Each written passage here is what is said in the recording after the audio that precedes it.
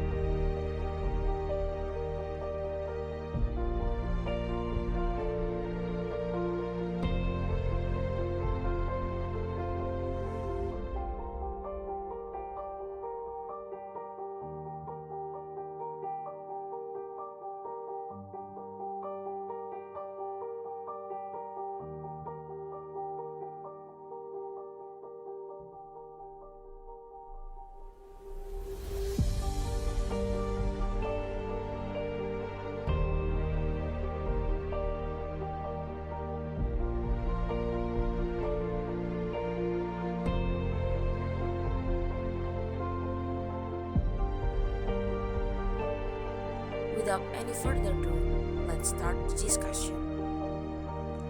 Well, we focus on analyzing two variables between Blitz's direct speech and Blitz's character.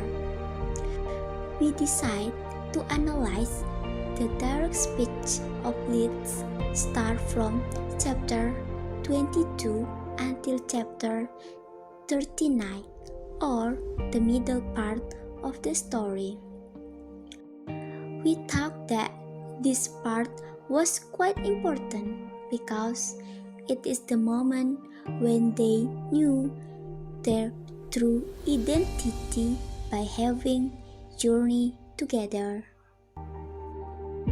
We wanted to compare the context when Blitz calling Magnus Kid and Magnus that related to Blitz's character as a patron or friends of Magnus.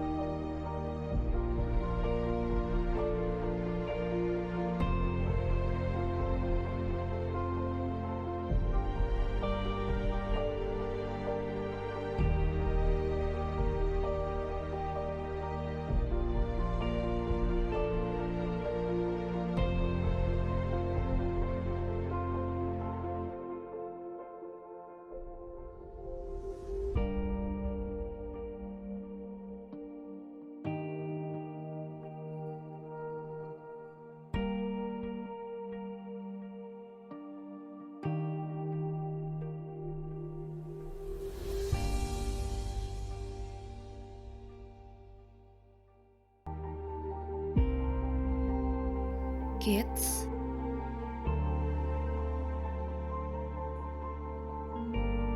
Number 1. Giving information and explanation. Kid, Blitz said, for the past 24 hours, We've been climbing all over the world tree looking for you. We thought we found you last night, but Gah, clean your ears, kid. A Svartalf, it means dark elf. I'm from Svartalheim. Dark elves aren't actually elves, kid. It's what do you call it? A misnomer or a subset of dwarves. Kid, we don't have much time. We have been watching you for the last 2 years, trying to keep you safe.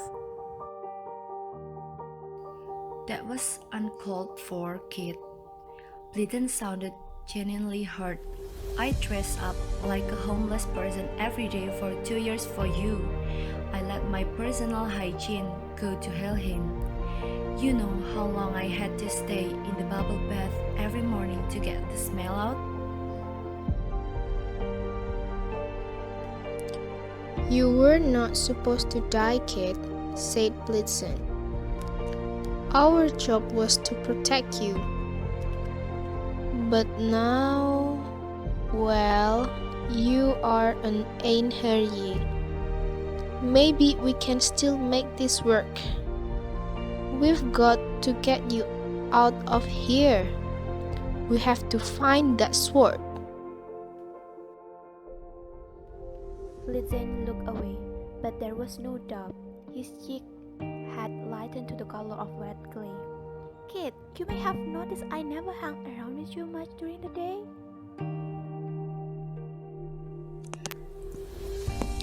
Kid, you save lives, Blitz said. There were a lot of injuries, a lot of damage, but no mortals died. Except you. The last time Sir visited Midgard, it didn't go so well. Kid, Sir wants death and destruction. He wants fire to run rampant across the Nine Worlds.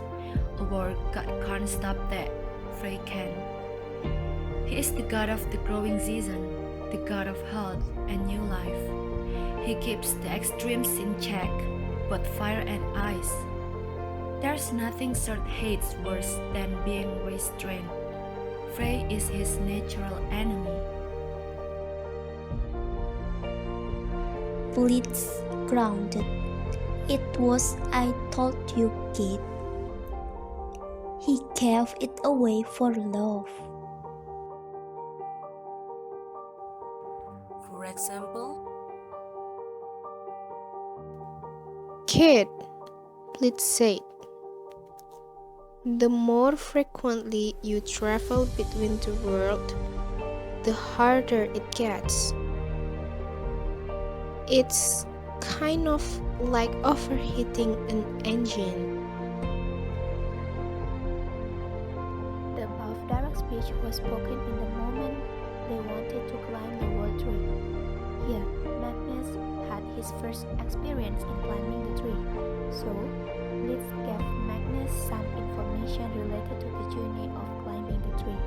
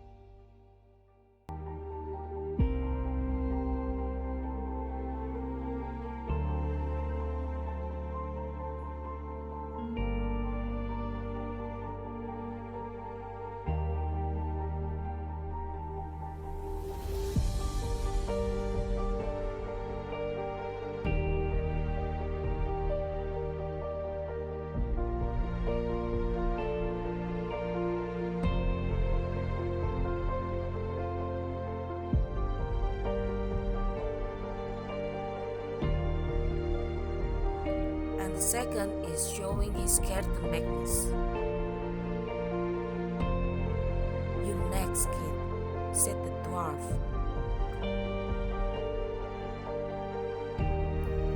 Good, Blitzen third. Get that sword, kid, and be careful. Outside Valhalla, you can die like anybody else. The last thing we need to explain to the boss is to Magnus chase corpses.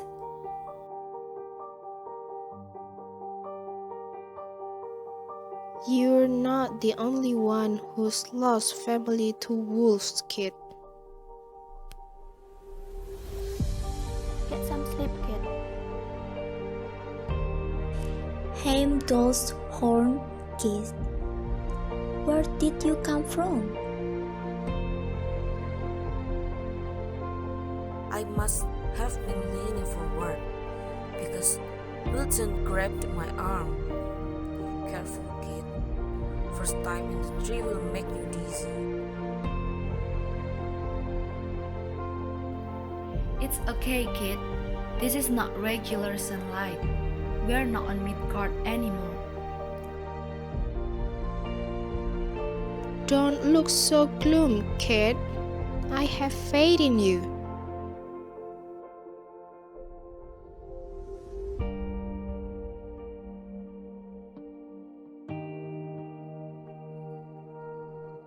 I hate my job. Blitz elbowed me. Don't say that, kid. You will offend the blood. For example,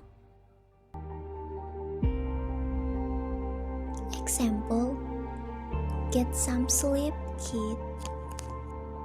the above direct speech was spoken in the moment Blitz asked Magnus to go sleeping right away because tomorrow they would climb the world tree.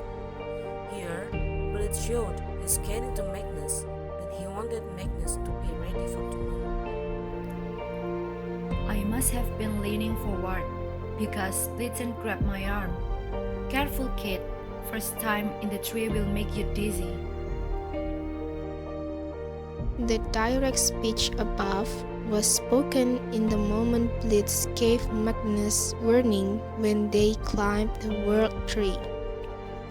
Here, Blitz showed his careness so that Magnus would be ready for the possible symptoms he might get during the journey in the world tree. So, those two direct speeches of Blitz indicated him calling Magnus kid when he showed Magnus his caring side. Magnus. In danger or hairy situation. His face was impossible to read, swaddled in anti-sunlight protection, but his voice was heavy. Kopus orders. First thing first. Magnus, your cousin was at the funeral home? Blitzen shook his head. Don't do it, Magnus. Hard sign. Pigeons cannot be trusted.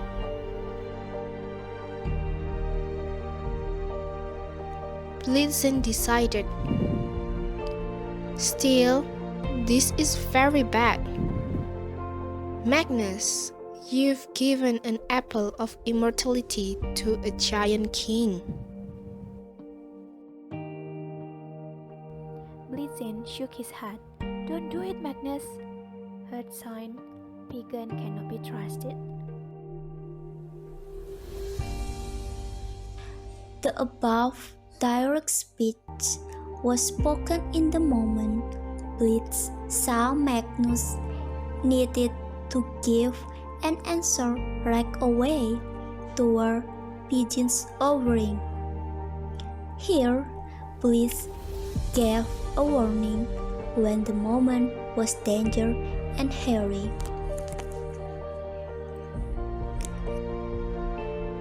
Blitzen decided. Still, this is very bad. Magnus, you've given an apple of immortality to a giant king. The above direct speech was spoken in the moment after Blitz saw Magnus giving an apple of immortality to a giant king when it was not a good idea at all. He knew it was not the best move to do. So, those two direct speeches of Blitz indicate him calling Magnus Magnus in a danger and hurry situation. Number 2. Showing compliment. The praising faded. Blitz chuckled. You are getting good at that, Magnus. For example, Blitzen shook his head. Don't do it, Magnus. That sign, Tiger cannot be trusted. The above direct speech was spoken in the moment Blitz saw Magnus needed to give an answer right away toward Pigeon's offering. Here, Blitz gave a warning when the moment was danger and hurry.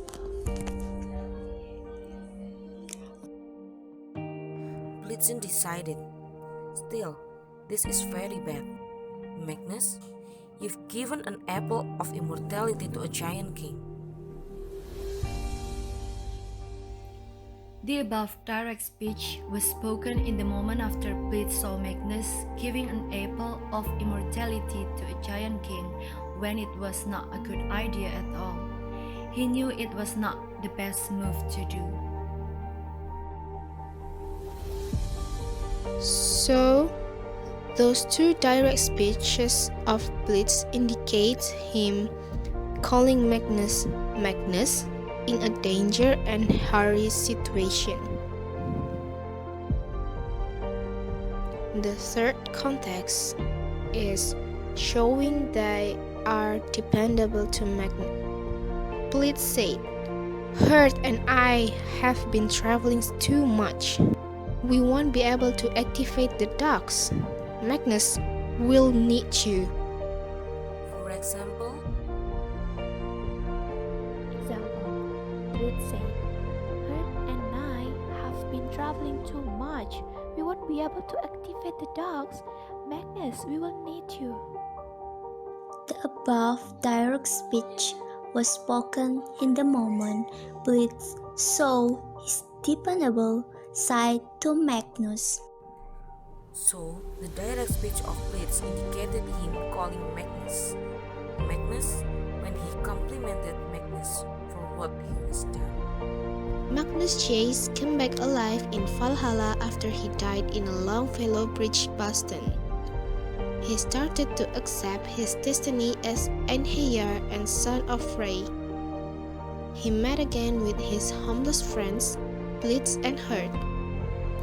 They needed to find the Sword of Summer and run away from Valhalla.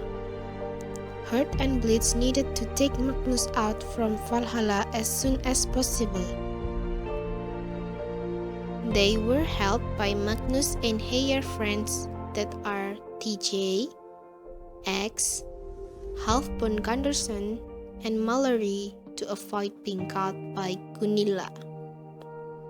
They escaped by jumping off through the recycling chute. Blitz, Magnus, and Hurt started their journey together to find the Sword of Summer. While they were traveling together, Blitz explained that he couldn't walk on the day because he was a dark elf and Hurt was an elf. Then they decided to part ways. Magnus and Hurt went to Midgard and tried to find the Sword of Summer in the Magnus body's funeral, while Blitz went to Svartalfheim to find anti-sunlight supplies. Magnus and Hart started their journey together. When they arrived at Magnus' body funeral, they met Annabeth, Magnus' cousin. They couldn't find the sword in the funeral. they went out and met Blitz. There was a girl that was Samira at Magnus' funeral, and they tried to catch her. They decided to work together with Sam to find the sword. Then they met Mimir, Blitz and Hart's boss, to seek for the answer of their assumption. They knew that the reason why Sword really needed the Sword of Summer was he wanted to free his Vanderwolf. After that, they continued their journey to find the Sword of Summer before Sword get it. On their way to find the sword, they were chased by Cunilla and Valkyries. They tried to escape by land into the Word Tree. Then they arrived at Sesrumnir, Freya's mansion. Then Magnus met the goddess of love and his father's twin sister, Freya. And it turned out that Freya was the mother of Blitz. Magnus found out that Blitz was his cousin.